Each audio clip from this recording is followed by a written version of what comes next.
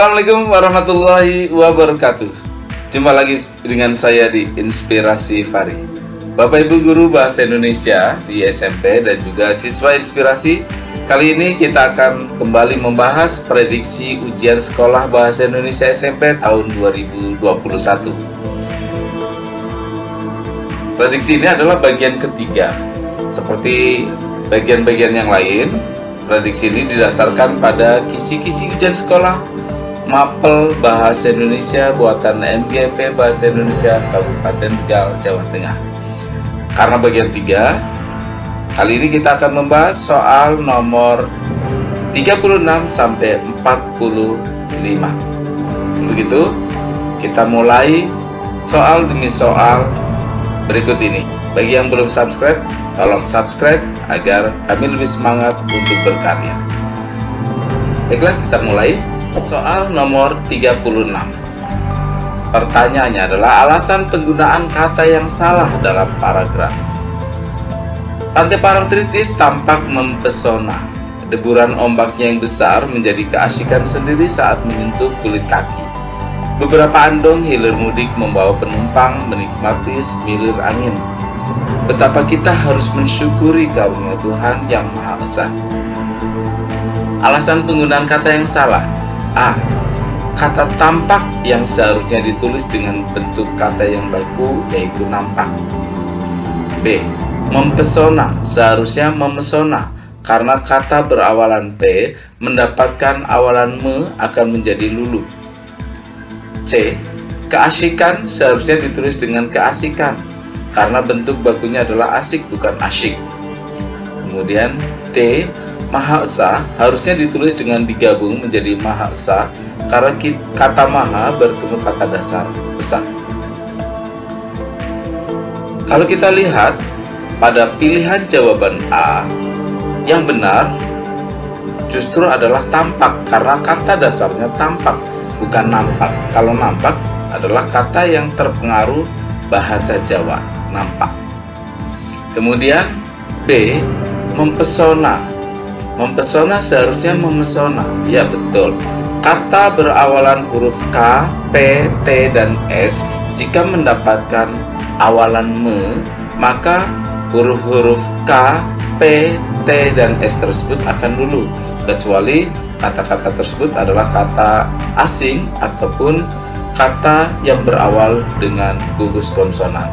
Dan dalam kasus ini, mempesona dari kata dasar pesona mendapatkan me.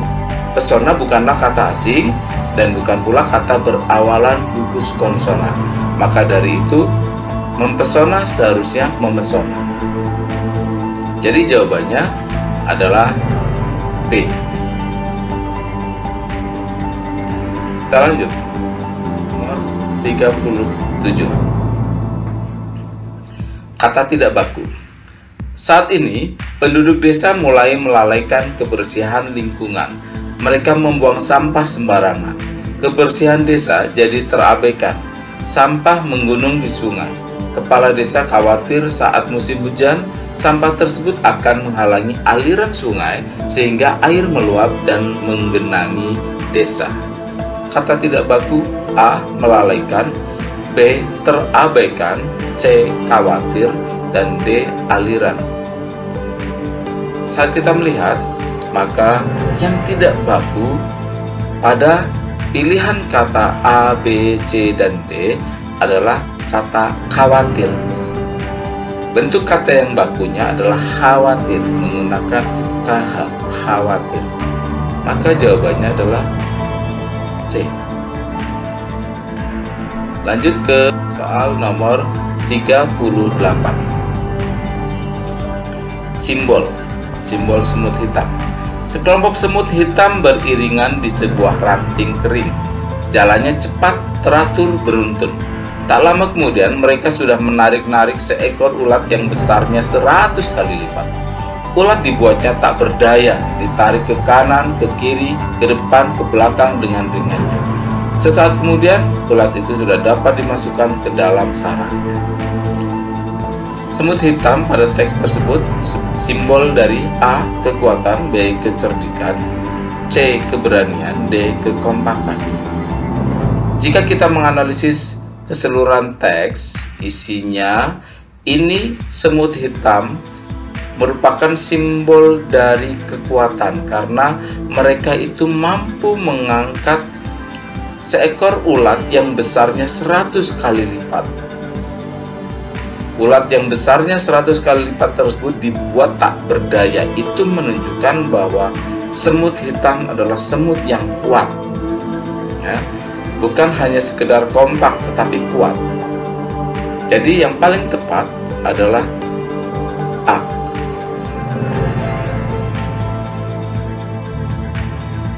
Ke nomor 39. Setting cerita. Aku terdiam terpaku. Ada gelombang rasa yang tiba-tiba menerobos dan menghimpit dadaku. Aku coba bertahan. Kuhela napas panjang untuk mengusir beban tersebut. Namun setiap kali aku mencoba, setiap kali itu pula himpitan itu semakin menguat.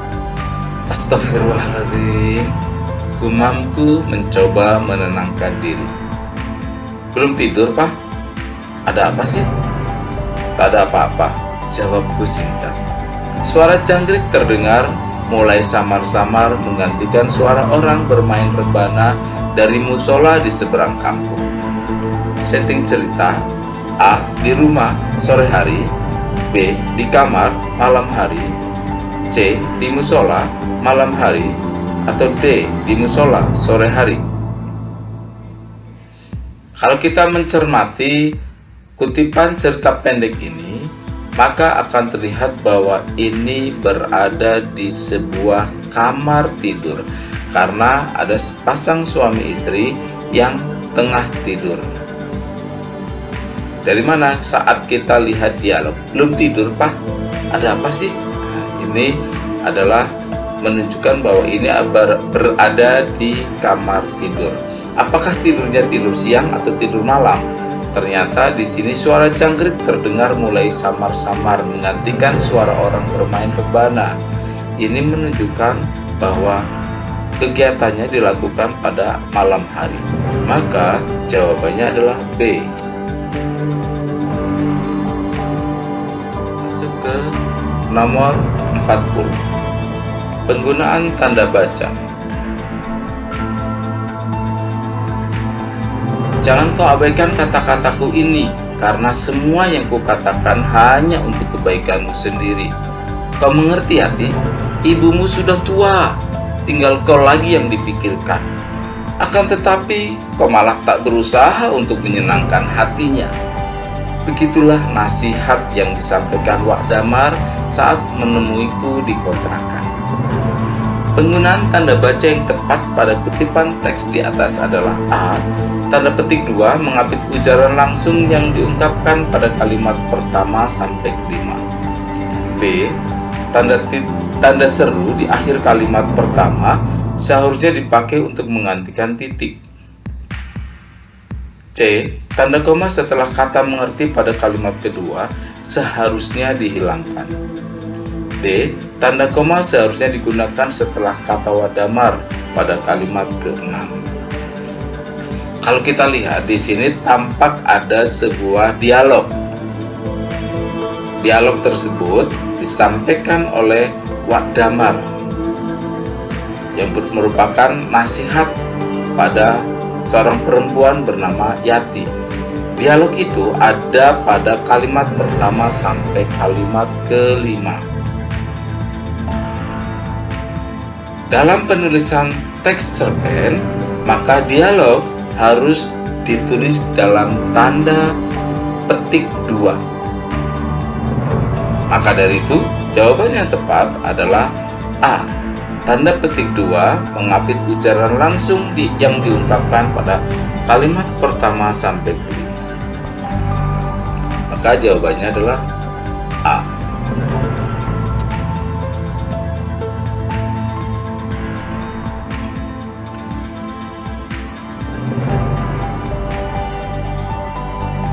Ya, di sini permintaannya adalah membuat ringkasan dari kutipan teks tanggapan berikut.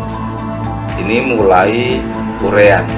Saat kita membuat ringkasan, yang diperlukan adalah menandai gagasan utama dari masing-masing paragraf. Di sini ada 4 paragraf. Setelah ditandai gagasan utamanya, maka selanjutnya adalah menggabungkan gagasan-gagasan utama tersebut menjadi satu kalimat yang menyatu. Kita lihat pada paragraf pertama. Dunia perfilman Indonesia saat ini sudah mulai berkembang. Film horor yang ditayangkan di bioskop kini mulai memiliki cerita dan karakter yang jelas. Beberapa tahun silam ke belakang, film horor identik dengan adegan esek-esek yang selalu hadir menghiasi layar bioskop.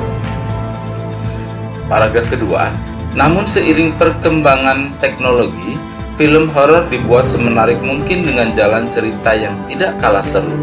Hal ini pun dirasakan oleh sutradara Joko Anwar.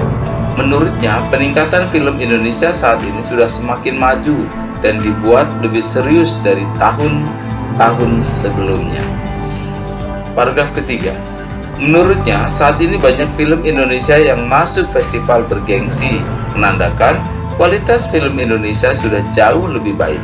Proses casting dilakukan oleh Joko Anwar supaya mendapatkan karakter yang luar biasa, dan tentunya ia tidak sembarang memilih pemain di film Pengabdi Setan. Paragraf keempat, bagi Anda pecinta film horor, coba saja tonton Pengabdi Setan. Dijamin akan berteriak ketakutan dan ceritanya melekat hingga tua nanti. Kita tandai bahwa pada paragraf pertama, gagasan utamanya adalah dunia perfilman Indonesia yang sudah berkembang. Ya. Kemudian gagasan paragraf kedua, perkembangan teknologi film membuat film horor dibuat semakin menarik. Kemudian paragraf ketiga, kualitas film Indonesia ditandai dengan mampunya film tersebut masuk pada festival yang bergengsi. Kemudian paragraf keempat bercerita tentang film Pengabdi Setan yang merupakan film horor terbaik. Dari 4 paragraf tersebut, maka kita gabungkan menjadi sebuah ringkasan. Mungkin alternatif ringkasannya adalah seperti ini.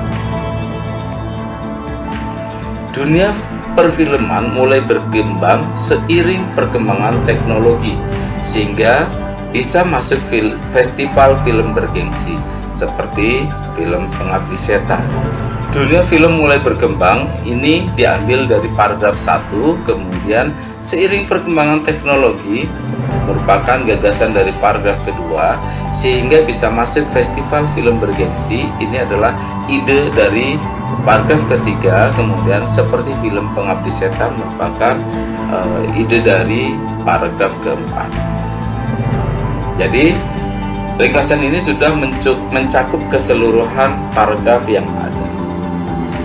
Nah, ke soal 42, kalimat persetujuan. Kalau kita membuat kalimat persetujuan, maka kita akan mengatakan setuju, sependapat, atau mendukung tentang apa yang disetujui dan alasannya. Jadi harus ada 3 bagian, setuju atau sependapat atau mendukung, kemudian apa yang disetujui, apa yang didukung, kemudian alasan kita mendukung. Kalimat persetujuannya mungkin akan seperti ini. Kalau kita lihat di sini, permasalahan utamanya adalah hukuman mati bagi mereka yang menjadi pengedar sekaligus pemakai narkoba. Ya, permasalahan yang dilemparkan seperti itu, maka persetujuannya adalah, contohnya, saya sependapat dengan hukuman mati bagi pengedar sekaligus pengguna narkoba karena mereka dapat merusak generasi penerus bangsa. Atau kata sependapat diganti dengan setuju. Saya setuju dengan hukuman mati bagi pengedar sekaligus pengguna narkoba karena mereka dapat merusak generasi penerus bangsa. Di sini sudah tampak 3 bagian, yaitu saya sependapat, atau saya setuju, berarti menyatakan persetujuan. Hukuman mati, dengan hukuman mati bagi pengedar sekaligus pengguna narkoba adalah hal yang disetujui. Kemudian karena mereka dapat merusak generasi penerus bangsa, itu adalah alasan. Jadi sudah 3 bagian kalimat persetujuan secara lengkap.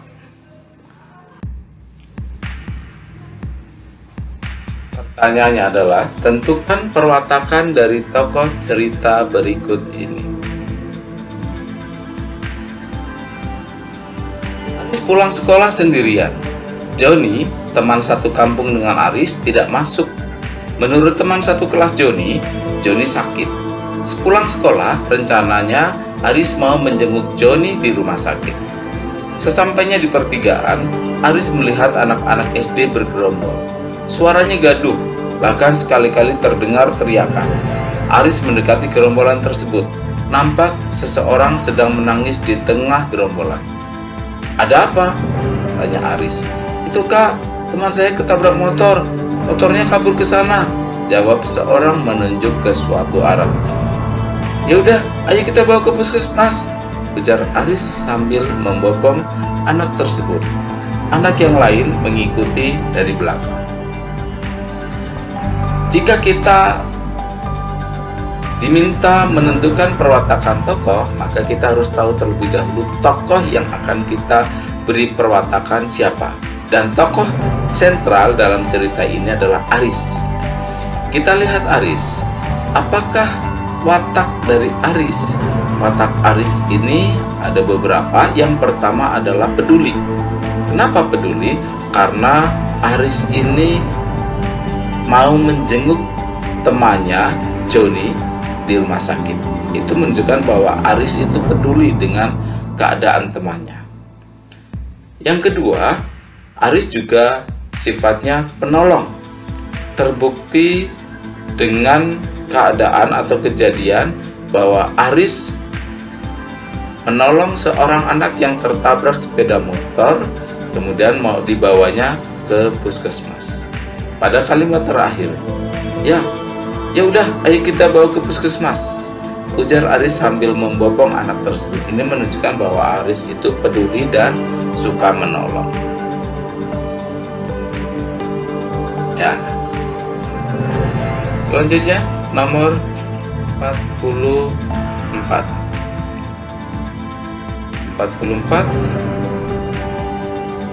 Pesan moral yang terdapat pada kutipan cerita berikut ini. Iwan kepergok, penjaga tebu, ketika bersama adiknya sedang mencuri tebu sebatang. Adiknya sangat takut, bersembunyi di belakangnya. Penjaga itu menegurnya mengapa ia mencuri tebu. Sambil membujuk-bujuk adiknya supaya berhenti menangis, ia menjawab bahwa adiknya ingin sekali makan tebu. Mendengar itu, penjaga tersenyum sambil menjawab agar tebu itu segera dibawa pulang. Berbicara tentang pesan moral, maka kita akan berbicara tentang pesan-pesan kebaikan. Bagaimana kita bersikap terhadap seseorang atau terhadap orang lainnya. Dan bagaimana kita bertindak sesuai dengan aturan perilaku atau moral yang berlaku di masyarakat. Dalam konteks cerita ini, pesan moralnya di sini adalah memintakan lebih baik daripada mencuri. Menyayangi saudara tidak berarti boleh menghalalkan segala cara, ya. Kemudian mengikhlaskan sesuatu untuk orang yang membutuhkan. Ini beberapa pesan moral yang kita dapat tangkap dari cerita ini. Nomor 45. Pertanyaannya adalah perbaikan penggunaan tanda baca, kemudian perbaikan penulisan ejaan. Bapak satu anak itu sempat mengungsi di sebuah sekolah. Lurah dan pengurus RT sudah memperingatkan warganya mengenai datangnya banjir. Apalagi hujan deras di Bogor masih terjadi. Biasanya kalau sudah begitu, warga bersiap-siap mengungsi. Barang-barang yang dibawa mengungsi berupa surat-surat berharga, peralatan elektronik, dan juga sepeda motor. Kalau kita berbicara tentang tanda baca, maka kita akan berbicara bagaimana penggunaan tanda baca yang ada di sebuah teks, apakah itu koma, titik, tanda hubung, dan seterusnya. Kalau kita lihat pada teks ini, tanda baca yang tampak salah adalah pada kalimat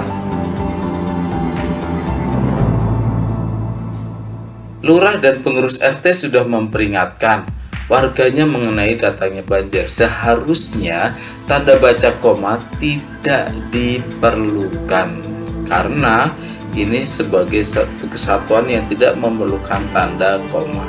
Harusnya lurah dan pengurus RT sudah memperingatkan warganya mengenai datangnya banjir. Kemudian ejaan, kita berbicara ejaan maka berbicara ditulis digabung atau dipisah. Di sini ada barang-barang yang dibawa mengungsi berupa surat-surat berharga, peralatan elektronik, dan sepeda motor. Di situ ada kata dibawa yang tertulis dipisah. Harusnya dibawa ditulis dengan cara dirangkai, sehingga barang-barang yang dibawa di dan bawah harus disambung atau digabung. Ya, demikian saja prediksi ujian sekolah tahun 2021 untuk mata pelajaran Bahasa Indonesia SMP yang didasarkan pada kisi-kisi ujian sekolah buatan MGMP Kabupaten Tegal tahun 2021 ini. Ini adalah bagian ketiga, jadi sudah selesai semua bagian kita pelajari. Semoga ujian sekolah tahun ini dapat berjalan dengan lancar dan dapat menghasilkan prestasi yang terbaik untuk kalian. Jangan lupa, bagi yang belum subscribe, mohon subscribe agar kami lebih semangat lagi untuk berkarya, untuk memajukan pendidikan terutama bahasa Indonesia di pendidikan kita. Assalamualaikum warahmatullahi wabarakatuh.